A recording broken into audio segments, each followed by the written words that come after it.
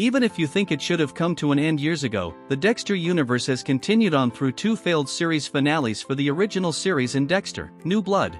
Yet we keep coming back for every retry because Michael C. Hall is just so good as our favorite vigilante serial killer. He's such a fascinating character that even a prequel series, Dexter, Original Sin, with Patrick Gibson stepping into the role, was way better than anyone could have hoped for. Now, though, Dexter's world is about more than the usual drama of potentially being caught. In New Blood, his teenage son, Harrison, re-entered his life. Dexter tried to teach Harrison his code, but ended up taking a gunshot to the chest for his efforts. Somehow, Dexter survived, and in the premiere of Dexter, Resurrection, we see Dex waking up from a 10-week coma while Harry tries to start a new life working as a concierge at an upscale New York City hotel. However, when Harrison encounters a man who fits his father's code, he kills him. With the body quickly found, Dexter knows it's his own offspring who is responsible. He's now off to the Big Apple to find Harrison, while we see a mysterious woman played by Uma Thurman leaving an invitation for another serial killer. A new serial killer is stalking New York City. The episode gets your attention straight away as Black Sabbath's War Pigs blares as an unknown man walks through the New York City night. His head hung low, he gets into a car and starts a conversation with the Haitian driver, Stanley. The man has lived in the Big Apple his whole life, but he hates it now. It's then that the driver gets a message from the guy he was supposed to pick up, wondering where he is. So who is this guy in the back seat? At that moment, the stranger attacks, wrapping a cord around Stanley's throat and telling him where to drive. Will he kill the driver? Well, let's just say, it all depends. The man gets the driver to talk about his kids, before saying his family lost everything because of men like him. Stanley is about to find out what that feels like too. In the next scene, a kid finds Stanley's decapitated body still sitting in his car the next day. Dexter watches Harrison walk around NYC from afar, giving him his space, although Harry wants the father to go to his son now and help him. At night, Dexter sneaks into an employee entrance at the hotel, before stealing a keycard as he searches for Harrison's crime scene. He finds it, telling Harry that he's looking for blood, then smiles like a very proud papa because he finds none, realizing that Harrison used the shower curtain to wrap up the body. But then Dexter is forced to hide when detectives Wallace and Oliva show up to examine the scene one more time. Wallace has already figured out the part about the curtain, and she knows the toilet lid was the weapon. She calls the killing some sort of crime of passion, all of which concerns Dex, because this cop is very observant. Harrison is haunted by what he has done. Harry is worried that Harrison is going to get himself in trouble, but Dexter knows that showing up out of the blue, when his son thinks he's dead, would mess him up. He'd rather let Harrison figure it out on his own while protecting him from a distance.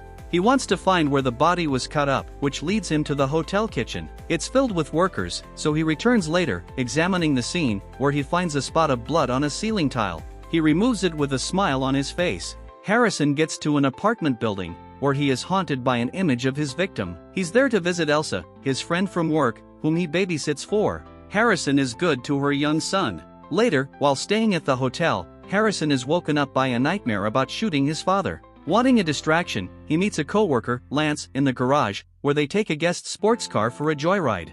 Harrison thinks he sees his dad, but dismisses it as a vision when, instead, it's the man in the flesh. Angel Batista meets up with the new sheriff and former deputy of Iron Lake, Teddy Reed, to talk about Dexter. Batista wants to find him, but Teddy remembers Dexter, then known as Jim Lindsay, as a nice man he feels bad for. Batista gets Reed to agree to set up a notification if the stolen truck Dex used to get away is found. With nothing else he can do, Batista decides to fly home and wait. But how long will he have to wait? Because not too long later, the truck is picked up by a tow truck. Dexter gets a ride from a UR car to go to the impound lot, where the driver, Blessing Kamara, talks about a serial killer who is taking out rideshare drivers. The killer is called the Dark Passenger. Curiosity getting the best of him, Dexter decides to get a job as a driver. We next follow Charlie, who surprises a man who was very nervous to see her at an ATM in Michigan.